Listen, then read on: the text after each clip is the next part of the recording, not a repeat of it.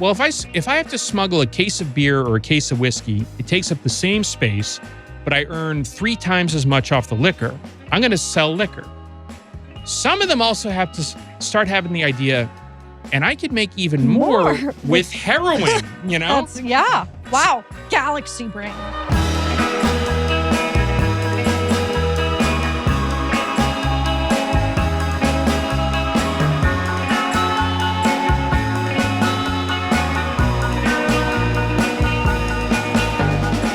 So, how are you feeling this week? You know, we've been a little under the weather, haven't we? Nope. No? Don't know what you're... Excuse me. Mid cough. Do not edit that out. That was on purpose. We both feel like shit right now. We're going to turn it out for you. And at the time the viewer and or listener is hearing this, the dog days of winter. I bet they're sick too. You're probably sick also, you know? And we're sick, but the show must go on, you know? It must go on. There's no breaks. I mean, there is a break actually. And thank God. Thank God it's coming up. Yeah. Looking forward to that. Yes. Just gonna be reading books about Al Capone the whole time. Yeah, but you don't take a break from this. Great. There is no off switch on Genius. Oh God. Coined by not me. But maybe I'll claim Is it. that your Tinder bio? No, mine is no kids. No, I don't know. Yeah, so today we're talking Prohibition. Well, here's the thing, right? This is our series on Al Capone. And when we last left Alphonse, call him Alphonse. Okay. Close personal friend. His close friend. Mm-hmm. Did some work with him on something I'm really excited about. You know, people talk like that. Like, worked with him on a project. It's too Hollywood. Really down to earth. Such a nice guy. Remembered everyone's names. He's just like a baseline human being. And people are like, he was so nice. He said hello. I got him coffee. He was so generous and kind with his time when I handed him the coffee. Yeah. So Alphonse, Al, to his close friends. Wow. When we last left him, mm-hmm. It was the early 1920s and he had made the move to Chicago. Not unlike me many years later, right? For arguably similar reasons. Such a fanboy. Yeah. Al is gifted on his 21st birthday, February 1920. Alcohol is formally made illegal. Prohibition. And when we think of that happened on his birthday? On his birthday, 21st birthday. You can't make that shit up. I could have, but it actually happens to be true. That's amazing. It isn't that? And it's amazing because it would make his rise possible. Well, this is the thing. This episode, we need to take a little bit of a detour again to explain what Prohibition was. Because I know what you're going to say when I mention Prohibition. You're thinking, oh, like Betty Boop. Right? Great Gatsby. I guess what I'm getting at is we have this refined jazz age image of Prohibition, right? This fun flappers and great glamorous, all this glamour, diamonds. Yeah. And it's like, yeah, that's a little of it, you know? That was a little of it. But it's kind of like, you know, cocaine in the 80s where it's like, yeah, you had the, you know. No, that was cool. Well, that's it, right? Like, it's like, yeah, okay, you have some. Yeah, okay. Granted, you have yeah, I get what you're saying. Get what I'm saying? Underneath the glamour is this seedy underbelly where it's actually not that glamorous. Like, okay, for whatever Scarface, you know, Wall Street sort of coke era you had there, Studio 54, you also had like Robin Williams talking at you for 2 days straight. You know what I mean? Which would be a pleasure. Robin Williams? For how long? Yes. No. Quentin Tarantino? No. This is what I'm getting at. Yes. This is why cocaine is the least cool drug, you know? Yeah, have you ever seen that Fiona Apple clip where she talks about how one time, like what she did coke with Quentin? This could be wrong. Someone fact check me. No. She was like, doing coke with Quentin Tarantino one night literally traumatized me from ever doing coke again. Like, can you imagine doing it with him? This is it, right? And likewise with alcohol, right? While we have that crust of Great Gatsby glamour, beneath is the Tarantino of it all, you know? The rotgut liquor the coercive law enforcement, the corruption, the nastiness. Just using your bathtub as a cauldron, like a witch, to make moonshine. Double, toil and trouble. You know, that's that my also sounds pretty cool, but I mean, perhaps not to most normal we keep people. glamorizing it. And you know what? This makes us part of the problem. We are part of the problem. You know? So this week, we're talking about prohibition, the reality of it, because I think what we found in researching this episode is it is shocking to me how similar how prohibition occurred, what it was like is to now, and dealing with really the Christian right in this country, you know, and they've always been the problem. And you can quote us on that. Yeah. Yeah. Yeah. Okay. We just fist bumped. Yeah. Oh, you're right. You can't hear that probably. Yeah. Wait, do it again. There we go. There we go. So, Alana, as I feel like I always say before Act 1, we got to go back to the beginning. We always do, don't we? Roll the tape back. Yeah, we always go back in time. Sometimes we go forward. Got to go back in time. Because the only way to understand the present is to look at the past. Now that should be on a mug. That's my Tinder bio. Oh, wow. Everyone loves it. Everyone loves it. So where are we going to? Ohio. Which is another, I'm not saying the Gen Z, Gen Alpha, Skibbity, Ohio. That's not what I'm saying. What are you talking about? Okay, well, we just had a conversation about 6, 7, and we have to... Skibbity, Toilet, Rizzler, Ohio. We're not talking about that. We're talking about the actual state of Ohio. And many years before 6, 7 was even invented, which is 1870s, 1880s. Okay? Okay. You are looking at me with such contempt right now. I mean, I'm supposed to be the young one on the pod, Whoa. like the hip one, and you're just dropping all this shit I don't know. I'm like a year older than you. The point is, I was born around the same time as Wayne Wheeler, which is the 1860s. That is when you would be born. That's when I was born. Wayne Wheeler. This is going to be It's a good name. It is a Wayne Wheeler. 2 W's. I like that, right? So, Wayne Wheeler, not a impressive looking fellow, as these sorts of political operators often are. There he is on the left. Running a crime, not a business. Very joyless fellow, you know. Here he is debating Clarence Darrow, who kind of become the famous criminal defense attorney, who sort of becomes a symbol later of the opposite of guys like Wheeler, right? But Wheeler, what he doesn't have in charisma, though he's a good orator, he makes up for in political acumen, as we're going to find out. And an incident occurs in the 1870s, 1880s, when he's a young lad, growing up of modest means on a farm in rural Ohio, which is a farmhand who has been dutiful in his labors, skillful in pitching hay with his pitchfork, gets paid, comes in the next day. This is America. This is some Bruce Springsteen shit. Yeah, it really is. You know? It really is. When we think about it, this is what it is. Right? Pitching hay. John Mellencamp. I can see his face. Yeah. Got those rosacea cheeks. So this farmhand on young Wayne Wheeler's farm comes in the next day, and Wayne Wheeler says later, stabs him in the leg with a pitchfork because he's drunk, right? And there may be some other things going on. So, it's a very curious story. Oh, he's drunk. That's why he stabbed me. I mean, probably you're more inclined to stab someone with a pitchfork when drunk. That's true. Just from experience. I've only done it a few times myself, you know. Yeah. Yeah, no, so Wayne Wheeler always remembers that. And Wayne Wheeler goes on to build himself up, work as a janitor to get through college. And it sort of falls into his lap later in life that he's offered a position with a group also originating from Ohio in the 1890s called the Anti-Saloon League. And Wheeler goes to law school, becomes their chief counsel, and reveals himself to be, even though nobody knows who this guy is today, one of the great geniuses of American politics. Whoa. This totally obscure figure, totally forgotten now, really pioneers modern single-issue advocacy lobbying and is probably the individual most responsible for prohibition coming into effect later in the next century. And it all goes back to him being stabbed with a pitchfork? Well, that's sort of his origin story, right? That's his traumatic retelling. Right. This is what happened. Now, Interestingly, he says he doesn't give much attention to alcohol until he's offered this job. Well, why would they offer him the job if it wasn't?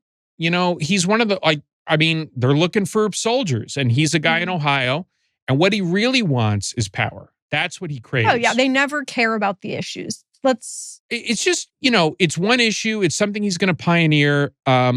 Wheeler, I read in one of the bits of research, the yearbook in college mentions he's kicked out of the Glee Club because he wants to sing all the parts, making fun of him, that he loves the credit. He loves the limelight. He's that guy? He's that kind of guy, right? And later, I'm starting to see why he was stabbed with a pitchfork. I mean, maybe he just had he was singing. He had a bad and it was aura. Annoying. Bad vibes. Bad vibes. The locomotive in trousers, as he's called later, Wayne Wheeler. This is in a later ad about him by the anti-saloon lead. Wayne Wheeler controlled 6 Congresses, dictated to 2 presidents of the United States, directed legislation, picked the candidates, held the balance of power, distributed more patronage, was recognized by friends and foe alike as the most masterful and powerful single individual in the United States. So, how on earth did this happen, and why do we not even know who he is today, if all that's true, right? And in order to do that, we have to go back. Even further? Even further. Ugh. When man first crushed grapes, and talk about alcohol in America, because, wow, it is there from the beginning. We are a hard-drinking nation. Don't know if you've noticed. Well, it waxes and wanes. Let's say that. It does, actually. And that's a part of it, right? But it was waxing for a long time. Okay. When the Mayflower comes over here and lands, it had as much booze as it possibly could pack on the ship, and there's a good reason for this, as there was in Europe, which is water supplies can be sickening, right? They're often impure. By fermenting beer, wine, distilling alcohol, these things are more sanitary. I'm right? always saying this. It's like we can't trust the water, which is why I only drink beer. This is literally the alibi they came up with. I love that argument. I mean, it seems legit, but it's also... But it also means John Adams can wake up in the morning, go outside, and he has a pitcher of hard cider and just dips a ladle in it and drinks out of it. Mm-hmm. I mean, it's the healthy way. Right? What's the other option? Give me a reason, John, Mm-hmm. Thomas Jefferson, wine drinker. The rarest of alcohol drinkers. That's the rich people get to do that. That's not the norm. Mostly it's whiskey, right? What time period are we We're talking? Like 18th century. Got so founders of the, American Republic, right? They planned it all in taverns, first of all. Right? All our founding documents are written in taverns. Whiskey breaks occur throughout the day. So everyone is a little drunk all of the time, right? Instead of this is what we talk about when we talk about making America great again. I mean, and oddly, that fellow doesn't drink, Yeah. I mean, of all the things, right? Right. Just has McDonald's 3 times a day, but which has the same effect. Which if you have McDonald's, and I love McDonald's, okay? Yeah. But if you have it that much, you're basically drinking. Yeah. Yeah. I mean, really. Seriously. Cut out the middleman here. And alcohol is very important to this early American Republic for the taxes, right? Because we don't have an income tax at that time. We have tariffs, but taxes are really one of the main ways the government funds itself, through taxing alcohol. And farmers, as they expand westward, they're growing corn, but the corn is going to spoil before it gets back to markets. The roads are so bad and whatnot. But if they distill it into whiskey, they can sell it for more money and it keeps, So all this means is very important to the economy and whatnot.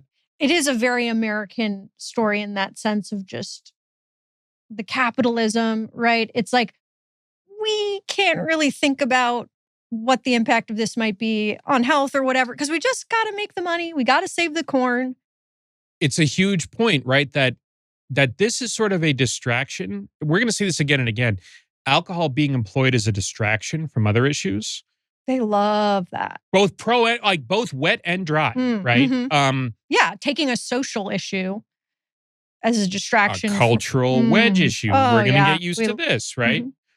But, which is not to say there's not a dark side to this, right? I mean, obviously, who bears the brunt all right, if people are drinking all day, every day, and really we're talking about men, the saloon in America is an all male populated place. If there are women there, they are considered prostitutes, Yeah. basically, right?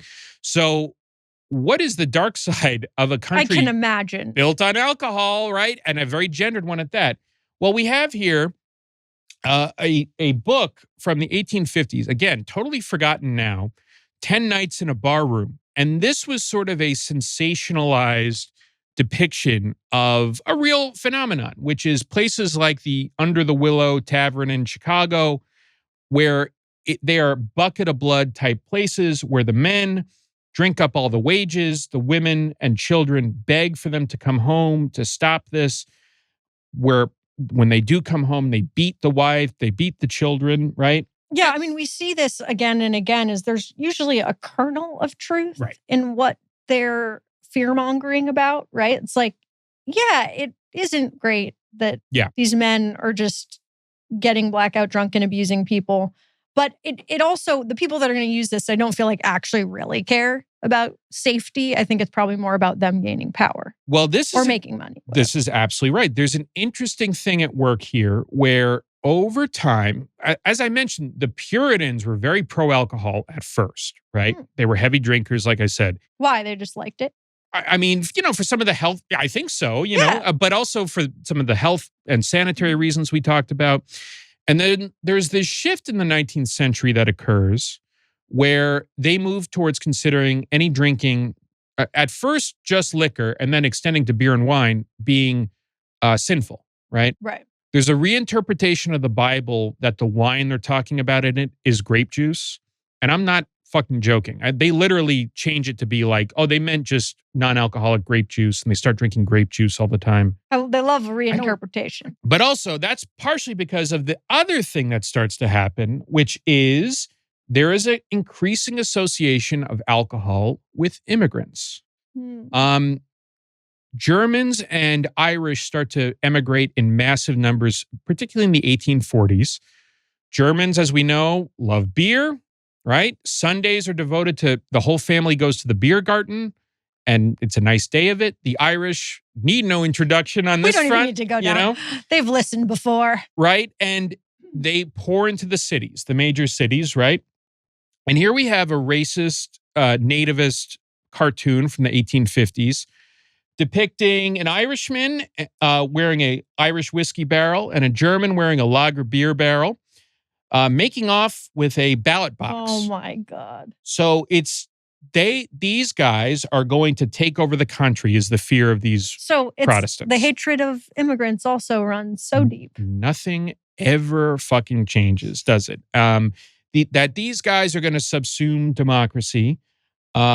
At the week that we're recording, the brilliant Elon Musk was complaining about Somalians voting and Mamdani being elected, and it's basically the same shit, right? Same exact. They're currently obsessed with Somalia. Yeah. Trump also. This is just the newest version of that, right? But it was Ireland and Germany not that long ago, right? And so that's the very nasty side of this temperance movement, right? That it is like it's actually just, racist. It's a means of control, right?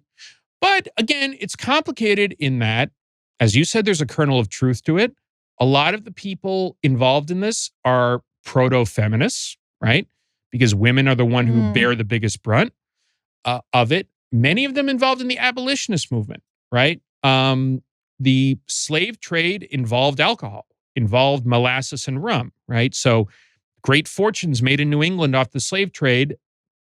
Abolitionists view alcohol as part of the problem, not without reason, right?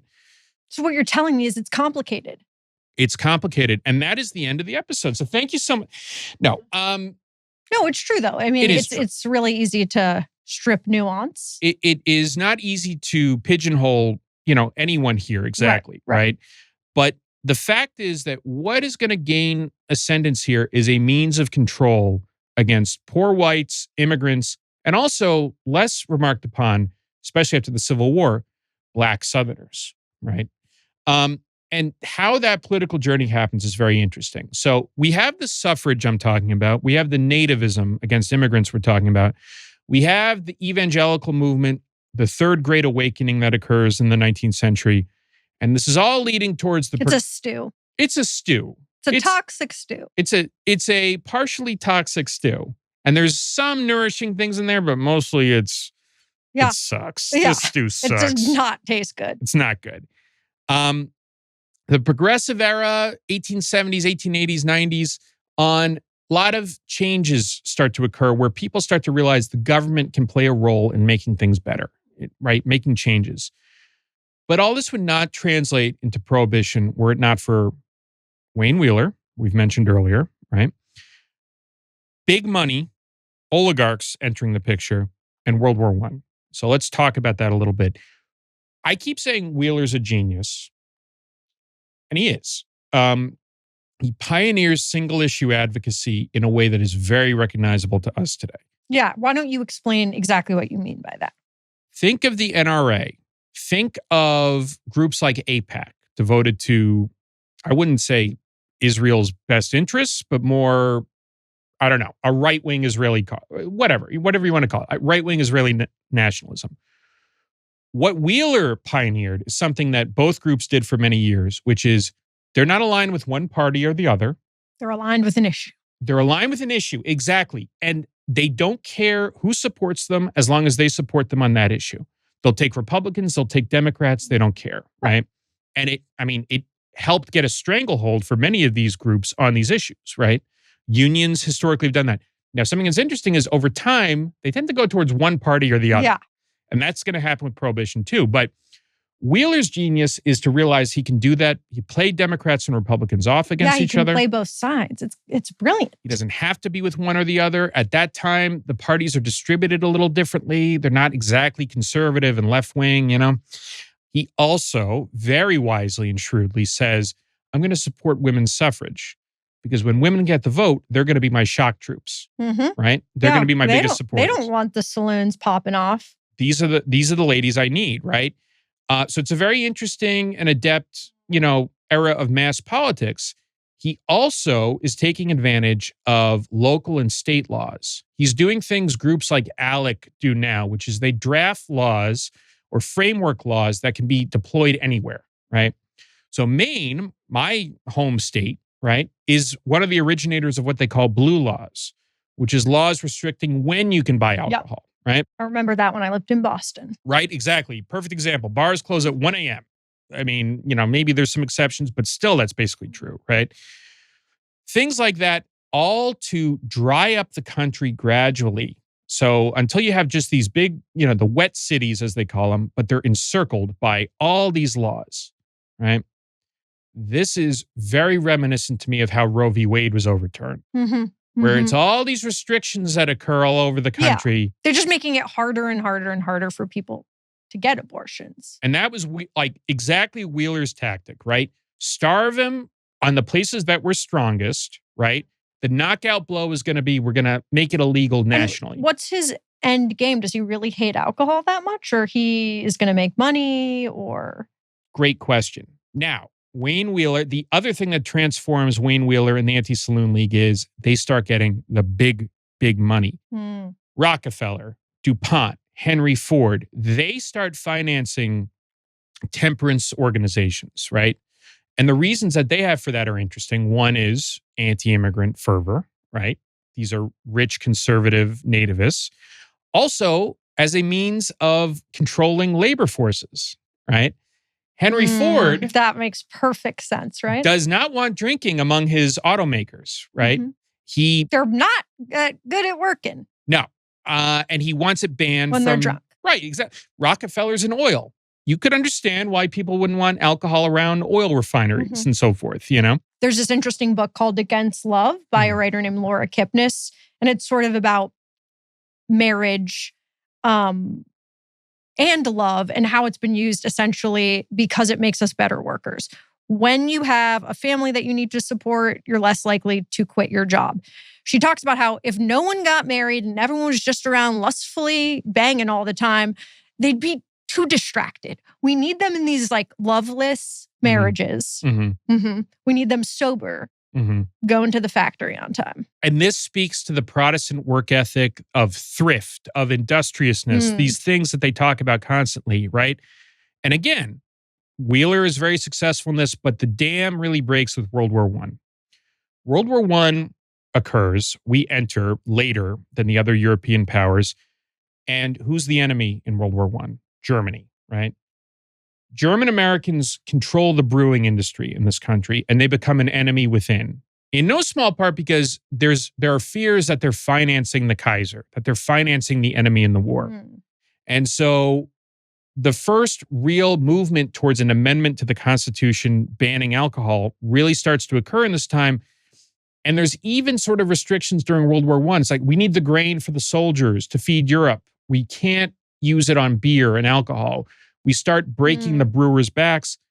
And then what happens is there's just this eruption out of World War I of energy and momentum towards the dry cause. The amendment, the 18th Amendment banning alcohol, essentially occurs shockingly, comes into effect in 1920 under the law. And this is like a generation earlier than Wayne Wheeler thought it was going to happen. It just happened like that. It happened so quickly, right? It emerges out of these sparsely populated Protestant states and just gains a life of its own. And before the Irish and Germans in the cities know what's happened, alcohol's illegal. And Wayne Wheeler thinks, well, now the next step is people losing the taste for alcohol. Oh, sure, bro. And as we're going to find out, that's not a thing. Does not occur.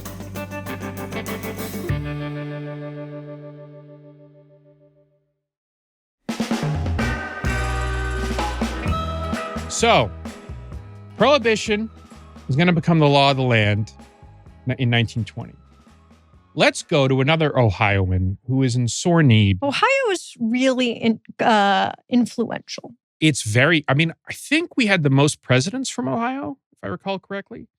There's a lot going on there. There's a lot going on. Battleground state, arguably. More red now, but really important to Prohibition, right? The dries come out of there. And another very important fellow, though he doesn't seem that way right now, comes out of there as well. And that is a guy named Dr. Bob Smith. Dr. Bob. Dr. Bob Smith is a surgeon in Akron who has his own practice. He's a respected man of medicine, a husband, a father, and an alcoholic. He has a terrible drinking problem that, for whatever reason, he cannot lick. Okay. And he has been having issues with alcohol since college. Once he starts, he cannot stop, right? And he is finding himself in this confounding period before alcoholism is ever considered a disease or anything other than a moral failing, of trying to arrest this behavior, even though it seems like he should just be able to stop, right? Question. How much, the concept of alcoholism as a moral failing and a choice that you're making, how much is that due to Prohibition and all of the ideas that Will Wheeler pushed? Well, that's it, right? Like, Wayne Wheeler, the architect of Prohibition, has it in his head that once the temptation of alcohol is removed from people, they'll stop wanting to do it. And Dr. Bob Smith, a guy who is suffering from alcoholism, is hopeful that that's the case, right? But what he finds... Oh, yeah, because making things illegal totally just makes them go away. Right, this is the thing. Dr. Bob Smith finds something very interesting. First of all, he wants to drink as much as ever. Second, now he's doing it as a lawbreaker. So a respected man of medicine is now a criminal, right? Because he's buying alcohol. And how is he getting it? As a doctor, he soon finds that there's a loophole for medicinal whiskey that he can write as many scripts. Medical marijuana, baby. Exactly.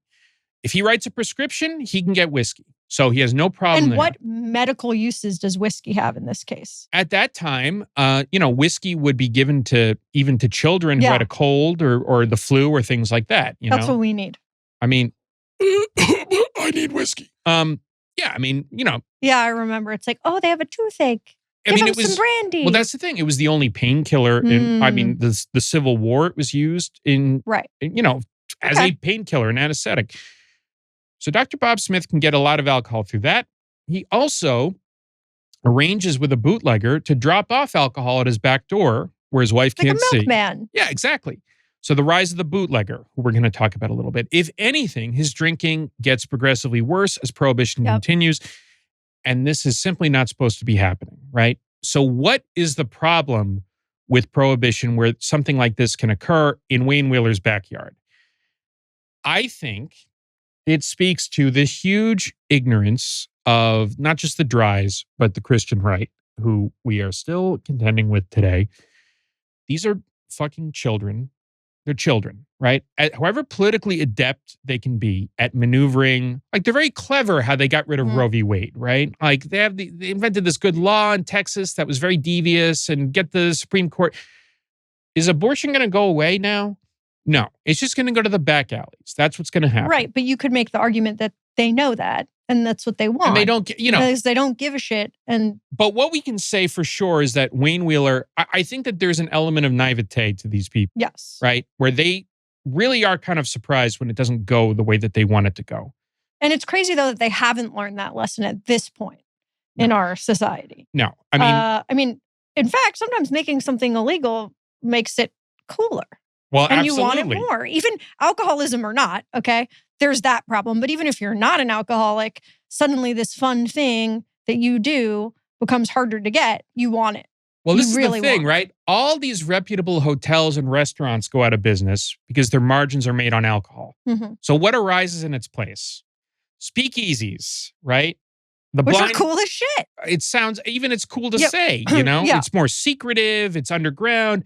They have the blind pigs where you pay $1 to see a blind pig and you get a free drink. Like all these little scams. Yeah, and it makes it more fun and all that. And also it makes it more socially transgressive because now it's underground, right? You have drag shows, you know? Even thinking of women in this period of huge, how they're starting to dress and getting more autonomy. And so that's directly connected to this movement. The saloon was an all-male thing. Mm-hmm. Now it's everyone, right? Women can go out with their girlfriends and they decide, oh, I like drinking. And this introduces sex into the equation too, right? Of sex without marriage occurring now in these unpoliced Which is exactly places. What they didn't want, as we just discussed. Uh-oh. Yeah. They're still not showing up to the Ford factory on time. And now they're having sex. They're hungover. They're all this stuff. And not only that, they have the rise of what they call black and tans, desegregated night spots where black and white patrons. Their worst nightmare. So there's no conception of drinking as anything other than a moral failing, which ignores both problem drinking, as we understand it, as a disease now, but also recreational drinking like this, right? So they fuck that up. Yeah, it's not really actually good in any case. No, and there's a newspaper, Daily News op-ed from this time calling Wayne Wheeler the sardonic Santa Claus. We can picture Wheeler, sans whiskers, sans joviality, viewing the progress of the army he helps to keep in motion, smiling without glee at the vision of somebody going without a drink who happens to want one. Right? Well, also, let's talk about, the legitimate concerns, right, of men getting really drunk, beating their wife. Does any of that get better? So, it must be said in the Dries column, it does. Okay. Alcohol abuse does go down over the course of Prohibition. That is a fact. Sometimes there's an urban legend that it went up. It does not. Okay. It does go down. Like, if you make something illegal, it's harder to get. Fewer people are going to do it. But here, what really happens is that there's so many loopholes in the law that there's no way of enforcing it at all in the way that it's going to be effective. Also, I would imagine that, for example, the guys in these saloons that are getting drunk and abusing their wives are still going to do that. But now the woman is even more afraid of getting help because it's this whole illegal enterprise. Yes. Well, this is the thing. As with abortion, right, pushing it into the back alley, it's going to make it more unsafe, right? So maybe overall alcohol abuse goes down, but the alcohol drinking that does occur is going to be much more unsafe and only for the poor, the immigrants, the blacks. Yep. Exactly like abortion. I'm sorry, but it's very, very similar. Because here's the other thing that's happening. Now, they have the 18th Amendment, which first off, weirdly, it does not make illegal the use of alcohol. interestingly. It makes illegal the sale, the production, the manufacture, the transport, not the use of it. And why is that? Because the medical carve out? That's part of it. But there are other loopholes here. For instance, the act which is passed by Congress to actually enforce the amendment, the Volstead Act, is actually written by Wayne Wheeler. So another thing of lobbyists writing laws, which we still have to deal with today, right? And so it doesn't prescribe using it. It has carve-outs for the medicinal whiskey, like I mentioned. It also has a carve-out for pre-Volstead alcohol. What I mean is alcohol made before that date in 1920, the law comes into effect. Mm-hmm. So you can buy that, stock it in your home, drink it in your home. That's not illegal. How can you prove when it was made?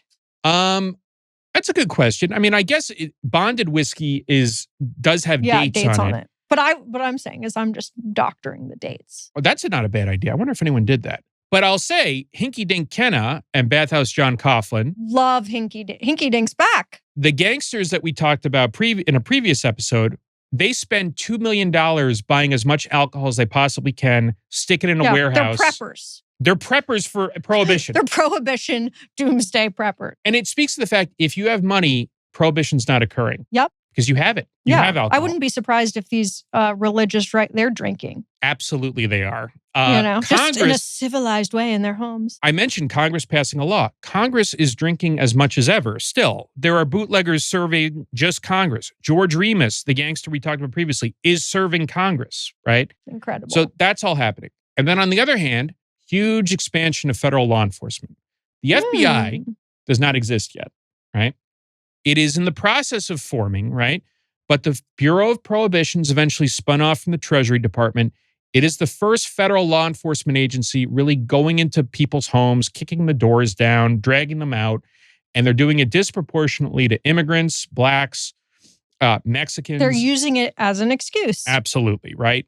Whoa. So this is fascinating. It's really, it's good stuff. This is a good by episode, which I mean Dan. Horrible stuff. So it's all a big muddle, right? Like you said, the drinking does go down. The alcohol abuse does go down, right? On the other hand, a lot of other bad stuff goes up. Exactly. It's all pushed to the margins. And we also have this interesting thing going on where Wayne Wheeler is vetting guys for the Prohibition Bureau like Project 2025, where they're Christian culture warriors. So their worthiness to be a Prohibition agent is they belong to the right church. And the result is Prohibition agents are either corrupt or zealots. They're very violent. There's enough shootings by Prohibition agents that a presidential commission investigates it. I mean, it's amazing. Just like the biggest losers in the same with ICE agents right now. We're talking about ICE. We're talking about ICE, but seems like a similar type of guy. Absolutely similar type of guy, right? So supply is contracted, demand is still high. That means bootleggers are going to make a fortune. We'll talk about that next. But the response is to double down, right? They're not, as Prohibition goes on and it's clear that this sucks, it doesn't work, they're going to go harder. And this leads to some really serious consequences. Another carve out in the law is for industrial alcohol because things like paint or solvents need alcohol in them, for painting this room or, making an aircraft carrier run or things that weren't invented at that time. But the problem with this is you can siphon off some of the industrial alcohol and drink it. And that is happening. That's not good. Not good. Their brilliant solution to this is to add poison to it. Oh, God. People are still buying alcohol. Unscrupulous bootleggers don't care if there's poison in it. They may or may not remove it. Tens of thousands of people die and are maimed by poisoned industrial alcohol. And that's to say nothing of other alcohol. Now, here's a forgotten thing that I think is very interesting. Another way of avoiding the law on this is a substance called Jamaica ginger. Jamaica ginger is this sort of semi-medicinal tincture, which is like 70% ethanol. And it was sold as a medicine for many years, right? And it's legal? It is legal under the law, right? It is an exception, right? But to make it unpalatable, they add this bitter ginger taste to it. And some guys get the bright idea of removing that and then selling it, right? And they call it Jake. This is just like gas station. It's like kratom. Yeah. Yes, exactly. This is right. Gas station heroin, as they call it, right? And two real scumbags in Boston get the bright idea of one of the things that they can add to eliminate this taste is, I'm not even going to try to say it, TOCP is the acronym for it. It's a synthetic material, which leads to tens of thousands of people dying or losing mobility in their arms and legs as a result of this, of Jake Ginger, right? This stuff is being added to near beer to make it more alcoholic. I mean, it's a plague that's forgotten about now, but it reminds us of fentanyl being added to drugs to make it more potent, give it more of a kick, and it's maiming people left and right, right? And killing them in fentanyl's case, yeah. absolutely, and killing them in this case, right? Like I said, it's anywhere from 30,000 to 50,000 people died from this. Wow, that's a lot of people. A lot of people. So that's another thing. Another way they're doubling down is putting increasingly harsh penalties, right? Refusing to moderate prohibition by allowing beer and wine. And again, you know, these semi-legal operations, similar to the Sackler family with their synthetic opioids, you know, are pushing this shit, right? And the really worst thing that I can think of coming out of this is who the Anti-Saloon League and the Prohibition Bureau turns to next to help them enforcing prohibition. And that is the Ku Klux Klan. Now, this may come as a shock to some people, right? The Ku Klux Klan had a resurgence, particularly in the 1920s, and particularly in the Midwest, but also the Northeast, off the strength of the 1915 movie Birth of a Nation by D.W. Griffith. It led to this resurgence of it, and it was now primarily an anti-immigrant group as well as an anti-Black group, right? So even though these guys get stinking drunk at their little Klan rallies in the woods. They're allowed to. They're allowed to. They don't want anyone else to be able to do it, right?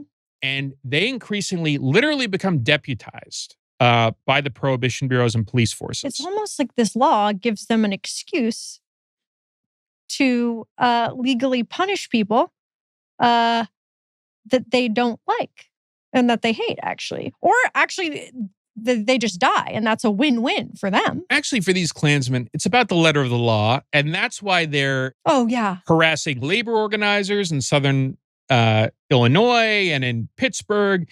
It's why they're harassing, obviously, Black Southerners going into their bars, like in Sinners. Now, Will Wheeler, none of the people, the Anti-Saloon League, had a problem partnering with that. I mean, they did not. No, seriously.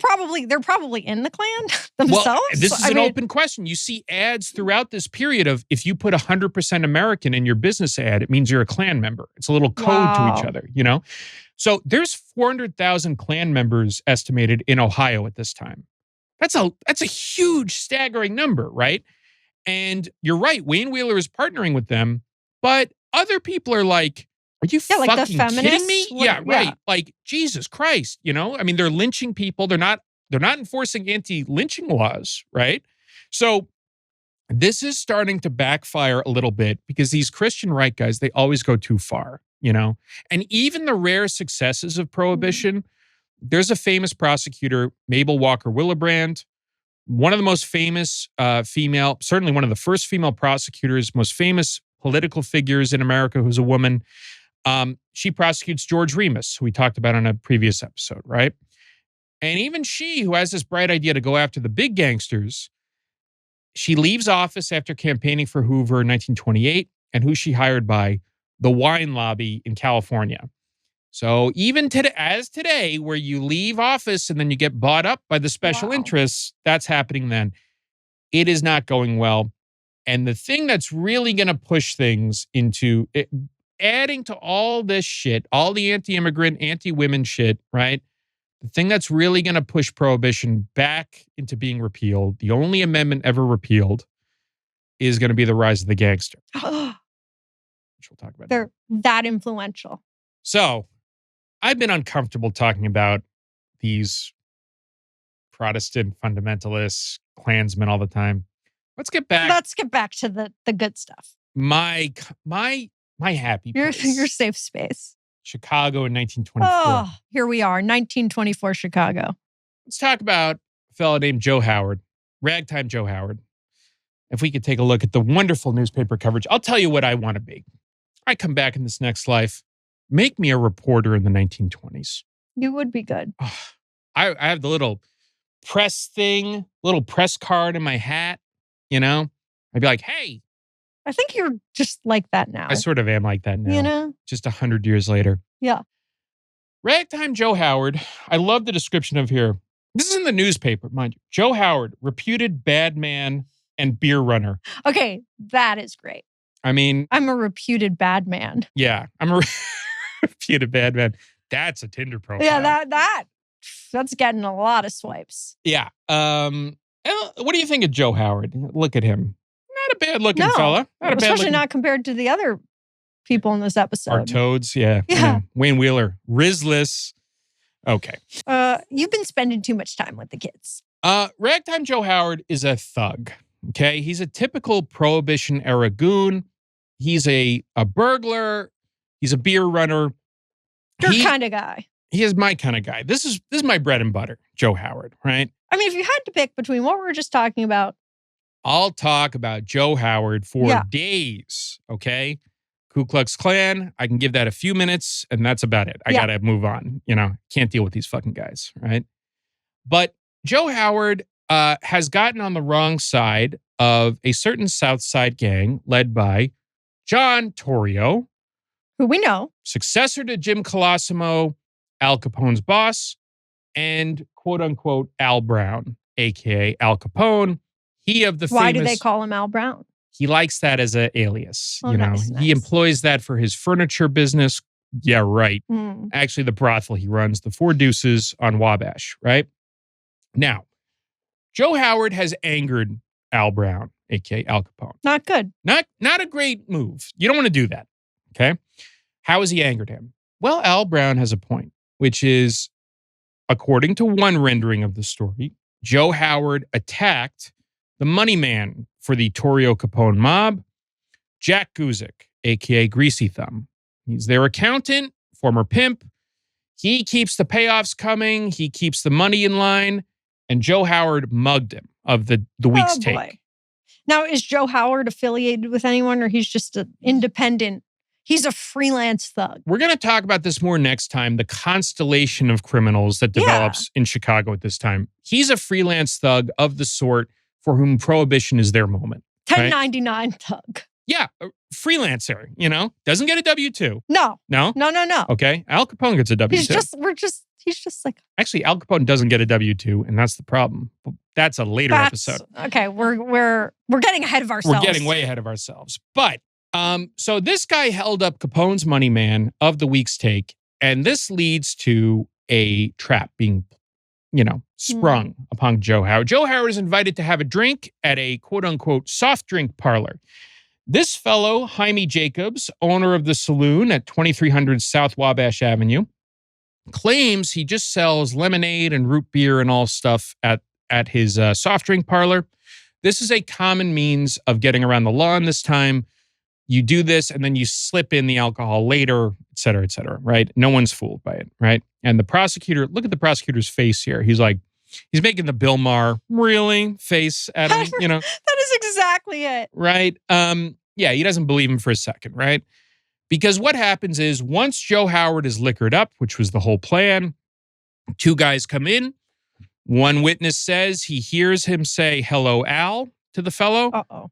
Before he's asked to step outside, refuses, and Joe Howard falls to the floor with more holes in his face than he had when he came in. 6 of them to be exact. Wow. So blown away in the saloon. Within 30 minutes, the police are looking for Al Capone because they know it's him and this thug that he brought with him, right?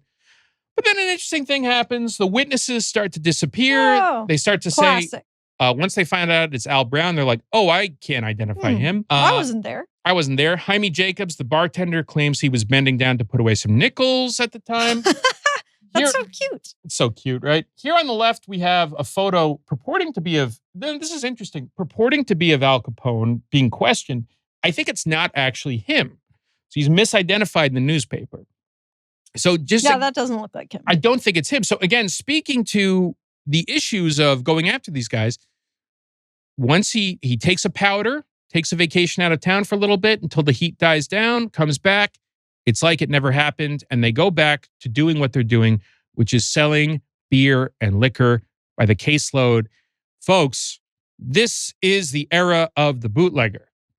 This is the one definite beneficiary of Prohibition without qualification. And why are they called bootleggers? Do you know? Sneaking alcohol in a what false compartment in your boot. That's one explanation I've heard, right?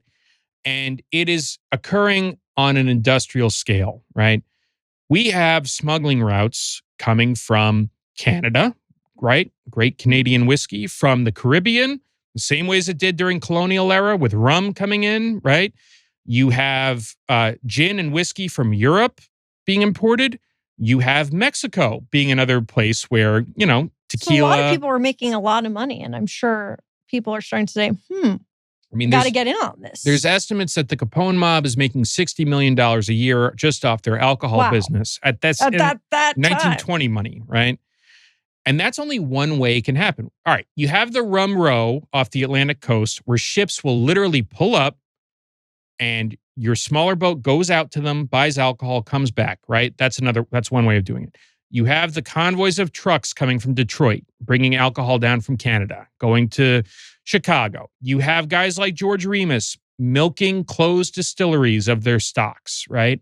Buying the padlock Jack Daniel's distillery and sneaking the alcohol out, right? You even have alcohol being imported by plane for the first time, You have alcohol being shipped into Chicago from Boston. There's a whole network now. There is. If you can think of it, it happened, right? Like you have the Jenna brothers in Little Italy in Chicago, where they're paying immigrant families $18 a day to brew rotgut alcohol in bathtubs and attics. We talked about later how the mob has this whole thing about dealing drugs and not really wanting to get into that. Alcohol, they just didn't see as a drug, I guess. They didn't. And another unexpected thing that happens during Prohibition is, in the same way that they realize, well, if I have to smuggle a case of beer or a case of whiskey, it takes up the same space, but I earn 3 times as much off the liquor, I'm going to sell liquor. Some of them also have to start having the idea, and I could make even more with heroin, Wow. Galaxy brain. So this ironically hastens the start of the first organized drug trafficking. I kind of love that this right-wing faction actually, not only did they not make alcohol illegal in the end, they just kind of created a path for the drug trade, which is even worse. Arnold Rothstein, the big New York gangster, goes from being a gambling boss to being a bootlegger to being the first drug lord in American history. He owns one of the head anti-narcotic chiefs in Washington. He's corrupted him. This is an unexpected and unforeseen thing here, right? There's going to be a million ways to serve people who want to drink. Al Capone says this often, he's often has these quotes attributed to him about, on Lakeshore Drive, it's called hospitality, not bootlegging and so forth. And his boss, John Torrio, has a dream, right? Yes. Tell me what it is. His dream is make it a big business that we can control, as few gang bosses as possible. Make as much money as quickly as possible. Get in, get out. Get in, get out. Make it a business. Eliminate the violence from it. Cut everyone in, right? That's his dream. And it is going to be extremely influential on the future of the American mafia, how the mafia is organized around the country. And Chicago is going to be his base for it, which is a great base to have for the same reason that the Sinaloa cartel thought it was a great base later. You can transport. Lawless. It's lawless. You can buy the town. You can when transport you're it talking anywhere. about, it seemed, I don't want to say easy, but, all these boats coming in and the trucks, were they not being raided and monitored? So this is, as it's going on, they're trying to, double down on the enforcement, make it harsher penalties and all that, right? And that's happening, right? Later, Herbert Hoover is going to order the prosecution of Al Capone, but it's a cost of doing business. You get, and here's the other thing. The courts are clogged. It's almost too big now. They're arresting so many people for this stuff. They don't even have a place to put them. Exactly. Like, seriously, the first federal female prison is constructed because they're running out of space, right? Because women are also relying on bootlegging to survive, particularly single women, mothers, so forth. So they get to the point where the courts are having what's called bargain days, where you go in, you plead, guilty, and you pay a small fine and you're out. Because it's like the DMV. It's like the DMV, exactly, right? So all this is to say, John Torrio, Al Capone's boss, thinks he has a business plan that is superior to anyone else's. He can put it into effect. And the problem he's going to run into is not the law enforcement. It's how everyone else thinks that they can do it too, Yeah, he's not the only one with that dream. And we're going to talk about that later next time. But John Torrio also had another brilliant insight, which is he did not think Prohibition would last. He knew what Wayne Wheeler... He was a smart guy. He was a smart guy, Wayne Wheeler dies in 1927 unexpectedly. He suffers a strange tragedy, which is his wife is cooking and catches on fire cooking in the kitchen. I mean, crazy, right? Her father runs in to help her, is so horrified he has a heart attack and dies. They both die. And then he dies later that year. So it's a really strange, horrible ending for Wayne Wheeler. But no mob involvement. No, just random. That would take some doing. Man, if they blew up that oven, Hey, but you know what? They don't want Prohibition to go away. No, you're right. You're right. You're so right. They love this. They love this, right? They want this, right? But so once he dies, they lose their mastermind, right?